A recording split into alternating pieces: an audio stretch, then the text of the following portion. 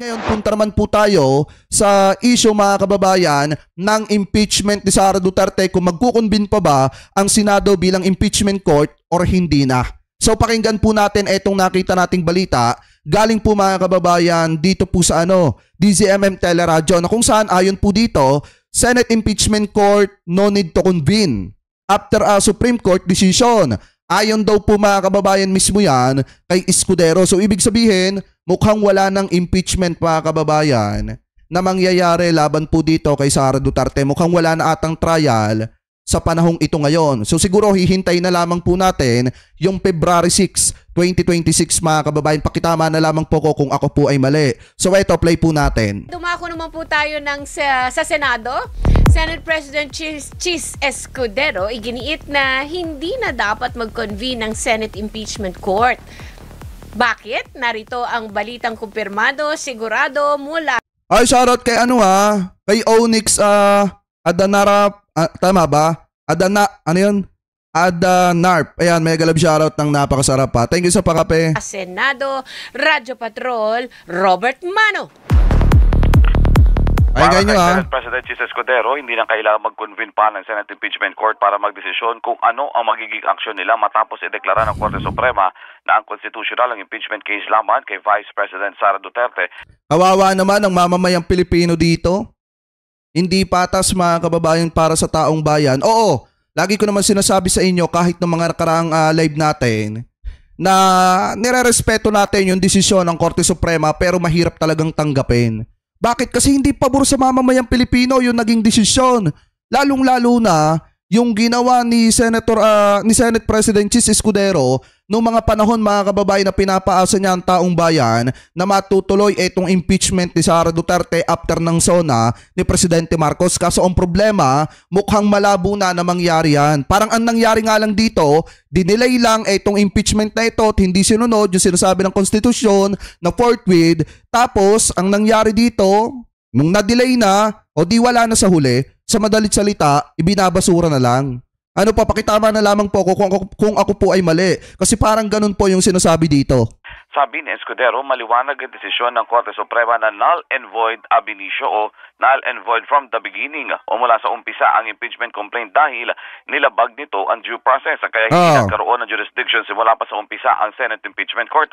Paniwala ni Escudero, mas mainam na magdesisyon ng Senado kaugnay sa susunod na hakbang nila kaugnay sa SC decision sa plenaryo na lamang. Sabi ni Josephine Lastimosa, wag mo idamay ang taong bayan dyan. O sige nga, kung hindi ko idadamay yung taong bayan dito, tanungin natin yung taong bayan mismo. Eto, press 1 nga mga kababayan, sa pabor na ituloy yung impeachment ni Sara Duterte.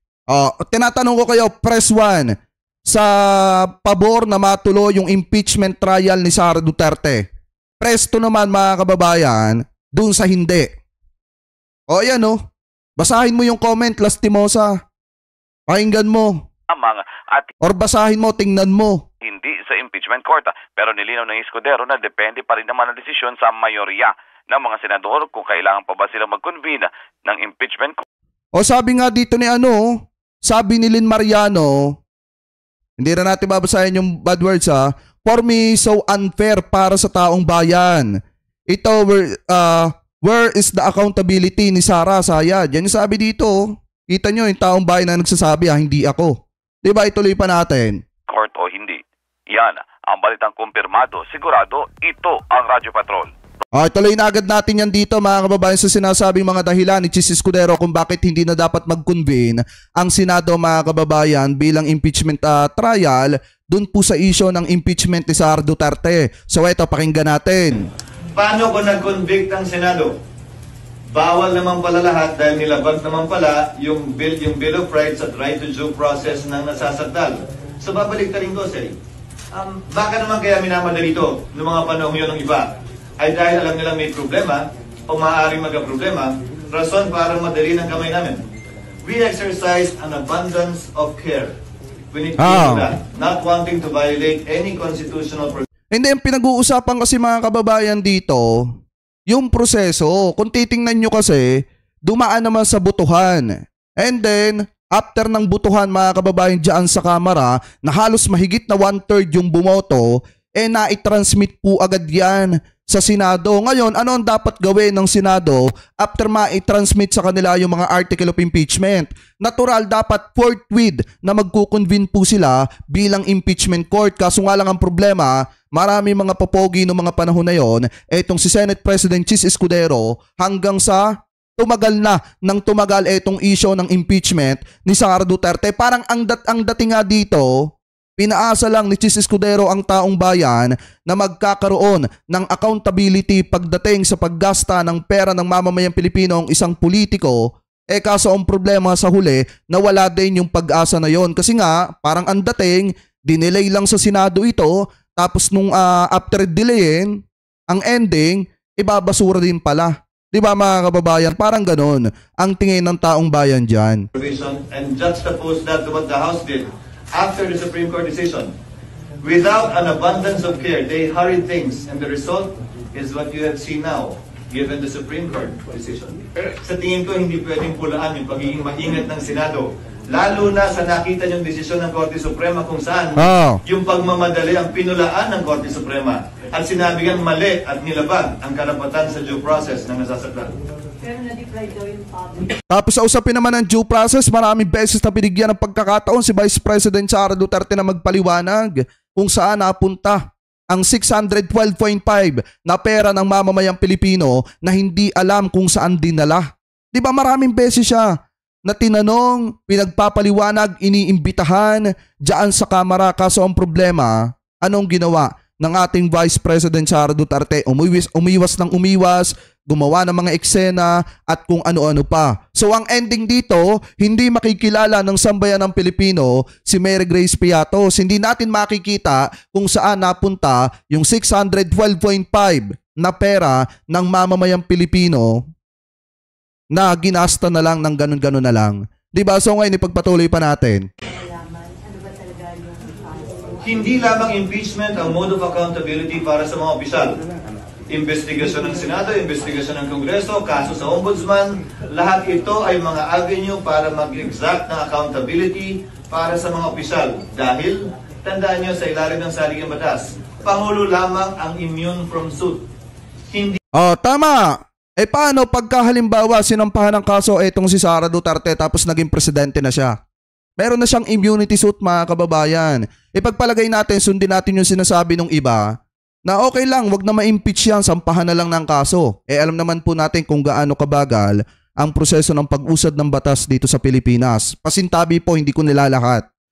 Pero may mga senaryong ganon. Lalo na kapag ikaw ay big fish, talagang medyo mabagal yung proseso. So ngayon mga kababayan, pagka sinampahan sa ombudsman ng kaso etong si Sara Duterte, ng plunder at kung ano-ano pa, matagal po ang proseso niyan. Baka naging presidente na si Sara Duterte, hindi na matuloy yung kaso na yan. Kasi nga, may immunity suit po ang isang presidente na bawal siyang kasuhan or bawal siyang humarap sa mga trial. Pakitama na lamang po ko kung ako po ay mali dahil makakasagaba lamang po yan sa kanyang trabaho. So yan, pwedeng gamitin ni Sara Duterte yan kapag nanalo siyang presidente kung sakaling lumaban siya sa 2028. Ano po ngayon, ipagpatuloy pa natin. Hindi immune from suit ang ikalawang Pangulo o iba pang impeachable officers. So hindi nila maaaring sabihin, walang ibang avenue. SP, balik lang ako sa... Ka lang naman. Ayan. Yan mga kababayan yung sagot ni Chis Escudero kung bakit hindi na dapat mag-convene ang Senado bilang impeachment court mga kababayan dahil nga sinusunod daw nila yung ruling na inilabas ng Korte Suprema. So sa madalit salita dito mukhang malabo na umusad ang impeachment ni Sara Duterte or magkaroon pa man ng trial about po dito sa impeachment ni Vice President Sara Duterte. So ngayon, ang tanong ko kay Senate President Chis Escudero, maaati mo ba na makita na nagkakaganito ang taong bayan? Na nananawagan na dapat ituloy ang paglilitis laban kay Vice President Sara Duterte dahil gusto ng taong bayan na makita ang katotohanan? Gusto ng taong bayan na masilip yung mga ebidensya laban po kay Vice President Sara Duterte. So ngayon, ito play po natin.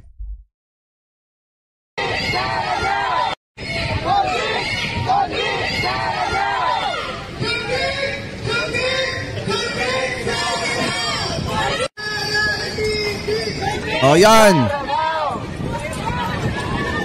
O ayan, maaatim ba yan ni Senate President Chis Escudero na makita mga kababayan yung taong bayan na nagkakaganito dahil ipinananawagan nila na dapat mag-convene ang Senado at ituloy yung trial mga kababayan para makita yung katotohanan sa mga matitinding aligasyon laban po kay Vice President Sara Duterte. At saka ito masaya ba yung mga taga-suporta ni Sara Duterte na hindi natuloy yung trial? Masaya ba kayo sa ganyan? Hindi na ipagtanggol ni Sara Duterte yung kanyang sarili? Kung siya ba talaga ay magnanakaw or hindi? Payag ba kayo sa ganon? Oo nga, pagpalagay natin wala ng trial. Pero ang nakakatawa dito, hindi niya na ipagtanggol yung kanyang sarili sa matinding aligasyon ng pagnanakaw ng pera ng mamamayang Pilipino. So masaya ba yung mga didisit dyan na hindi man lang na ipagtanggol ni Sara Duterte yung kanyang sarili? Matindi yung aligasyon ng pagnanakaw at pagbulsa ng pera ng taong bayan. At kung ako yung nasa sitwasyon na yon, kahit hindi ituloy ng Senado yung impeachment laban sa akin, pipilitin kong matuluyan para patunayan na ako ay inosente at walang katotohanan sa mata ng tao yung mga matitinding aligasyon laban sa akin. 'Di ba? Kung talagang wala siyang ginawa na masama. Ang problema dito, masaya pa yung mga didishit kasi hindi natuloy yung trial. Para sa akin mga kababayan, kung ako taga-suporta ni Sara, mas magiging masaya ako kung nagpatuloy etong trial at lumabas na acquitted etong si Sara sa huli at walang basihan yung mga ebidensya laban sa kanya. Yun ang tunay na panalo, hindi yung ganito. 'Di ba? Na porkit kaalyado ni Sara Duterte mga kababayan at ng pamilyang Duterte yung iba mga senador at yung iba di umano, mga appointee ni Digong yung iba sa Korte Suprema, masaya na sila kasi hindi na matutuloy yung impeachment mga kababayan. Pero ang tanong ko, masaya ba ang mga senador na makita ang taong bayan na nagkakaganito?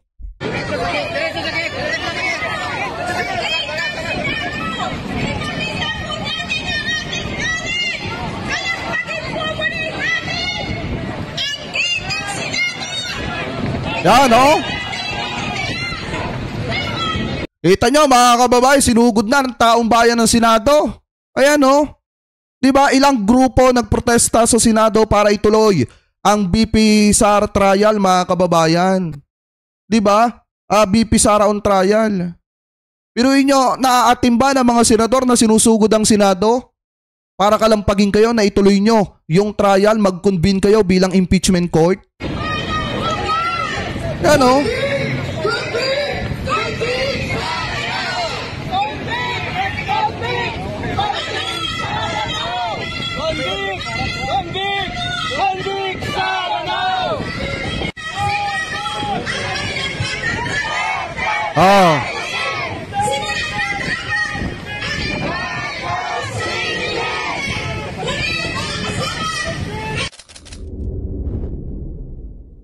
ayan mga kababayan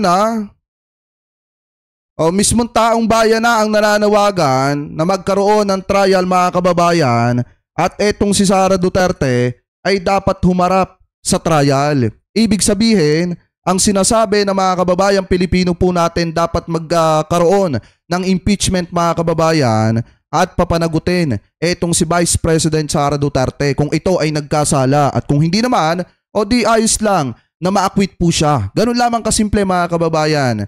Ang sa akin lang, dapat man lang sana nakita ng mga didishit na ipagtanggol ni Sara Duterte yung kanyang sarili. At dapat lang naman sana na makita ng taong bayan yung mga sinasabi na matitibay na ebidensya laban po kay Vice President Sara Duterte. Pero ngayon, since nagsalita na itong si Escudero na malabo nang mag-convene ang Senado bilang impeachment court dahil nga sinusunod nila yung ruling na inilabas ng Korte Suprema, yan po ay opinion nila mga kababayan at karapatan naman po nila yan. Pero para sa taong bayan, mahirap tanggapin yung ganyang klase ng mga salita galing po sa isang Senate President. Mga kababayan na nagsalita na ng matagal na panahon na kahit anong mangyari magkukonvene at magkukonvene ng Senado, nagpagawa pa nga sila ng kanilang mga group, tapos ang ending, wala nga pala ang mamamayang Pilipino. So anyway, ano po ang komento ninyo mga kababayan? Hingil po dito, comment below na lamang po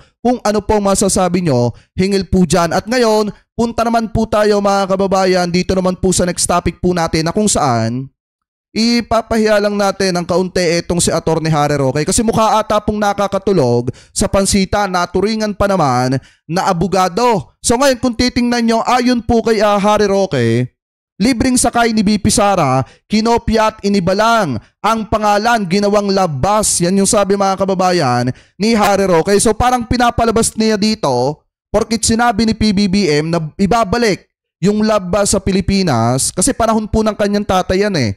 Yung labas na yan mga kababayan, matagal na panahon na po yan. Ano po, nung panahon pa, I think mga 70s yan, yung labas na yan mga kababayan, nung unang sumikat, panahon pa po yan ng mga Marcoses. So ngayon, pinapalabas ni Harry Roque na porkit nagsalita si PBBM do sa zona na ibabalik yung labas tapos gagawin ng libre para sa lahat, kinopya daw yung libreng sakay ni Vice President Sara Duterte. So ngayon mga kababayan, eto. Kung titingnan nyo, sabi dito ni Roque, libreng sakay ni BP Sara, kinopya at inibalang ang pangalan, ginawang labas. Ngayon, ano ba? Saan ba nagsimula etong labas? So ito yung source natin yung MI Pilipinas. Ito po ay na-post noong March 18, 2022. Pero ililipat lamang po natin yan dito. Yan. Basahin po natin mga kababayan. Sabi po dito, ang labas ni First Lady Imelda Marcos, 1974. Ang labas ang kauna-unahang naka-air condition na pampublikong serbisyo ng bus sa paligid ng Metro Manila. Isang tunay na luho noon sa bansa. Ito ay panibagong idea ng dating unang ginang Imelda Marcos na gobernador ng Metro Manila noon.